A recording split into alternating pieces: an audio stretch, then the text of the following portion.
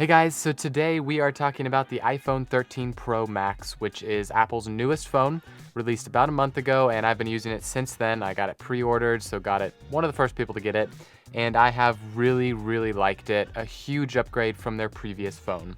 So let's get into the video.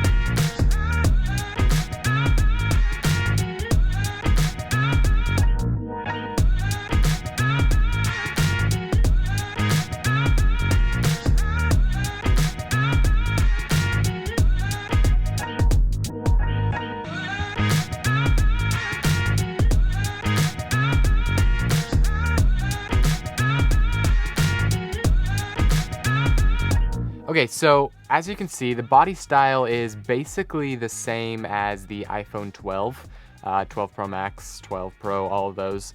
Still the same square body style with a pretty big camera bump, but there's quite a few different things about it and a lot of new features that most people actually didn't really know, or they're like, oh, it's just the 13, doesn't look much different. So first off, you can see the Sierra Blue right here, which I actually really like. It's a nice light, kind of cheery, slightly blue, but not like this over dark blue or, I don't know, light purplish blue. It's actually really nice blue. And first thing you guys can tell is the camera bump is actually quite a bit bigger than the previous iPhone 12. And why that is because they put 3 brand new Pro cameras in here, and they are incredible. And I'm not making this up, not just saying it, they are incredible. But they are big. I mean, you could see they're a huge camera setup there, and they stick out about 1/8 an inch. They stick way out. Here, let me get it way up here. I mean, they stick way out. I don't really have an issue with that, but as long as you have a case covering that, because this is gonna hit first. There's no little metal around there to protect it. It's straight glass. The metal edge actually bumps in a little bit, so it's scary, but if you have a case that covers that, sticks out, then you're fine. So cameras are new, plus your notch on the home screen, you know, that notch at the top is 20% smaller. So it does look quite a bit different. They didn't fit any new animations up there, anything like that, battery percentage, but it's just not quite as big, and it just looks a little bit nicer, newer. Again, they just tweak little things just to make it look nice. Plus they moved that microphone to the very top of the phone, and I just like that when you put a screen protector on there, it's not right in the middle of that notch, it's the very top now. It just looks really good. Overall, everything else is pretty much the same. I mean, there's not much different about it on the outside cameras and that notch. So the main things were cameras and the screen is what they really pushed on the iPhone 13 Pro and Pro Max. So first off, let's talk about the cameras. So the cameras are incredible, like I said. I have to say, they are, I don't know, I really like taking pictures and video with them now just because they look so good. And it's just amazing to see these tiny little cameras becoming so good. So let's talk about the wide. So the wide is, again, it's a new camera. All of them are new. All 3 of them have image stabilization, which before was just the wide. The wide is an f1.5 now, which is just insane. It's mind-blowing. The ultra wide is an f1.8, and the telephoto is now a 3x zoom, which before was 2.5, so not much, but it's a little bit. And it's an f2.8, which is just incredible. I really like that. And it looks so good at night too. I mean, all of them have night mode now, and at night, pictures just look really good. Even though it's dark out, my eyes aren't even seeing as good as the camera's picking up. It's just mind-blowing. So cameras are huge, and literally huge, and a big upgrade from the iPhone 12. I upgraded from the iPhone 11 Pro Max, and so this was quite a bit of a big upgrade to me. Now, you do have some more weight with the 13 Pro, mainly just because you got a bigger battery in there, you got a bigger camera. It's a little bit thicker than the iPhone 12, which is just interesting. All 3 cameras are now 12 megapixels. Again, that just adds to some crazy, clear, crisp pictures, and I really, really like the pictures. You also have ProRes now for video. Video in iPhones have always been the best for any phones out there, and yet now they're doing ProRes for all 4 cameras, the front-facing and the 3 back. And I have to say, I don't know if it's really worth it to shoot in ProRes, but if you just want to capture something really, really clear, you're using this for some cool video, and you want to just capture something crazy, then shoot in ProRes.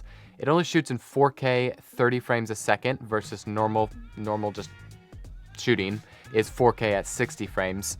And you can see a difference. I mean, a little bit better, more like a professional actual camera, but it uses a ton more storage, and I wouldn't recommend shooting that all the time. But if you do want to capture something in really high detail, then I recommend shooting in ProRes. Also, the new feature that I absolutely love but probably won't be using much is cinematic mode.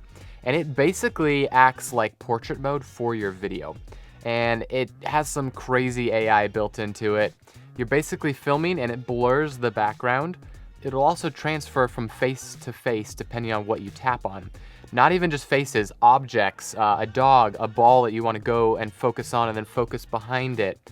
If you look at someone, it'll focus at them, and then you look back, it'll focus back at you. Just some crazy AI. And it does kind of mess up a little bit, kind of like portrait does here and there, where your hair just looks a little fuzzy, something didn't quite get blurred, but overall it's using that LiDAR to pick up the depth. And you can also edit all of it afterwards. So after the video is shot, you can change when it focused, or if you want something in focus or not in focus, and you can tap all of that afterwards like editing a video. It's insane. Again, you're probably not gonna be using this feature as much, but cinematic mode is really cool, and I highly recommend just messing around with it. You can shoot stuff for Instagram, TikTok, and just looks a lot better. Instead of using a professional camera, you can now use your phone to get blurry background. Okay, now let's move on. I mean, there's other stuff with the cameras, but those are kind of like the main features there about the iPhone 13 Pro and Pro Max. Pro models now can get up to 1 terabyte of storage, which is mind-blowing. That's huge. I don't know who ever is going to be using that much storage on their phone, but now 1 terabyte. And the batteries are crazy for all of the iPhone 13s. The new Pixel 6 came out, and it kind of doesn't have that great of a battery. The iPhone 13s, though, are insane. They're a smaller battery, but they last up to twice the time as the new Pixel 6. Crazy. They're saying with the iPhone Max, you can have 28 hours of video playing. I don't know if that's true. I've had at least 5 or 6 screen time, just because doing work and stuff, and it still had 30% left at the end of the day. So I could see that, but at the same time, I don't know, but that's a lot. That's a lot of battery.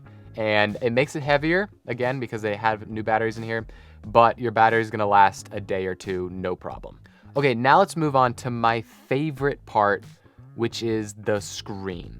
Okay, so your screen on your phone, most people don't even really think about. It's like, oh, it's a screen there. Sometimes they have smaller borders, bigger borders, you know, a bump, not a bump, all of that type of stuff. But your screen is your biggest part on your phone because you're interacting with it the entire time you're on your phone, right? You're touching it, you're watching it, you're texting, you're watching a YouTube video, you're playing a game, any of that, you're interacting with your screen. And Apple has held on to 60 hertz for a long time. Basically, hertz is how fast your screen is reacting, or how easy it flows when you're scrolling or you're playing a game. It might feel a little bit jerky if it's a less hertz. And so they stuck with 60 hertz for a long time, even though other phones have done 240 or 120 hertz. And so finally, with the Pro models, you get 120 hertz Pro Motion is what they're calling it. And what that means is it's an adaptive hertz. So it will only use higher hertz depending on what you need. So if you're scrolling real fast, then it will be using more hertz, and your hertz will go higher and higher to 120.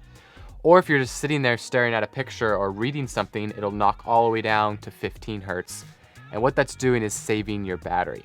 Because if your screen is always using 120 hertz, it will kill your battery and uses a lot of battery. So now that you have that adaptive hertz, you can be watching a video, playing a game, scrolling, and it looks so good. And I have to say, when I switched from my 11 to this, I noticed it instantly. I mean, I knew that it was clear. It looked so good. I know a lot of people probably wouldn't notice it too much, but if you use the 13 and then you switch back to another phone that didn't have the 120, you would notice. It's incredible. And the pixels are 2778 by 1284. And so you're getting over 4K in quality on your screen.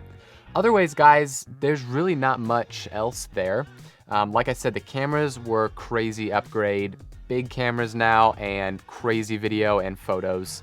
And your new notch, and of course your new brand new screen, that OLED screen that just looks so good.